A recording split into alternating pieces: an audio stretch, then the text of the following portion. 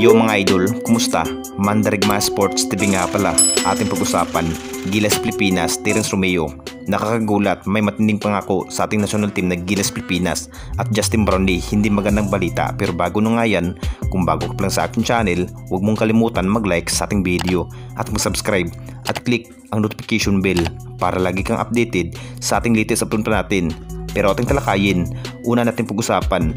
So alam naman natin lahat mga idol, todo nagpapalakas na nga ang ating national team dahil isang linggo na nga ay papalipad na nga ito ang ating pambansang kupunan papuntang China. Consistent na nga si Coach Tim Kun mga idol para sa Gilas Pilipinas para makapaghandaan na nga sa Asian Games. Final decision na nga kung sino player nga ang masasama sa Asian Games mga idol, at may kunting problema nga ng Gilas Pilipinas dahil may ininda pa nga ito ang ating naturalist player na si Justin Brownlee mga idol, at marami na nga ang nagsasabi baka maiiba nga ang kanyang pinikitang laro sa totoong laban.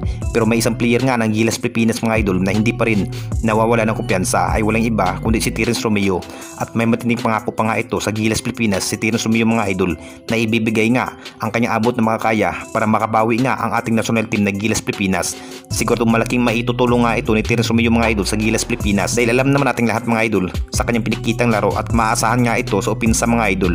Siguro magandang kombinasyon na nga ito ni Scottie Thompson at Terence Romeo pagdating sa outside shooting. At sabi pa nga ni Coach Tim Kun mga idol na maganda pa nga na si Terence Romeo nga ang magdadala ng opensa sa Gilas Pilipinas. Ito na nga ang kinahihintay ng lahat dahil isang linggo na nga ay papunta na nga ito ng Gilas Pilipinas sa ibang bansa para sa paparating na Asian Games. At dito na naman tayo sa isa pa nating balita, Justin Brownlee. Hindi magandang balita sa Gilas Pilipinas.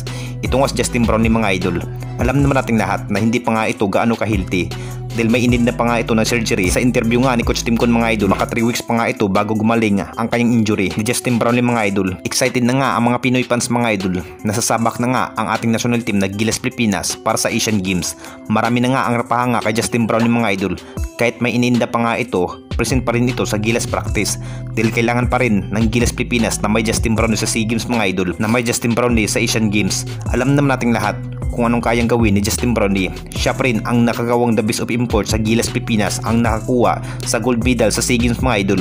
Isa pa rin si Brownlee mga idol sa napaka-importante player sa ating national team na Gilas Pilipinas. Kahit wala ng Jordan Clarkson at isa pa nga yan ng big man ng Gilas Pilipinas na si Kai Soto mga idol, pero may Justin Brownlee na naman ng Gilas Pilipinas, pero hindi pa gaano ka-healthy mga idol dahil sa kanyang natamong injury. Malaking bagay pa rin si Justin Brownlee sa Gilas Pilipinas. Isang tulog na nga ay magsisimula na nga ang Asian Games mga idol sa pamagitan nga ng ibang mabigating kupunan. Anong masasabi ninyo mga idol tungkol sa ating video? At yun lang ang ating topic mga idol. Comment daw ng kayo kung mayroon nang gustong sabihin. Comment daw ng kayo at sa susunod na naman ng ating video. Maraming salamat mga idol.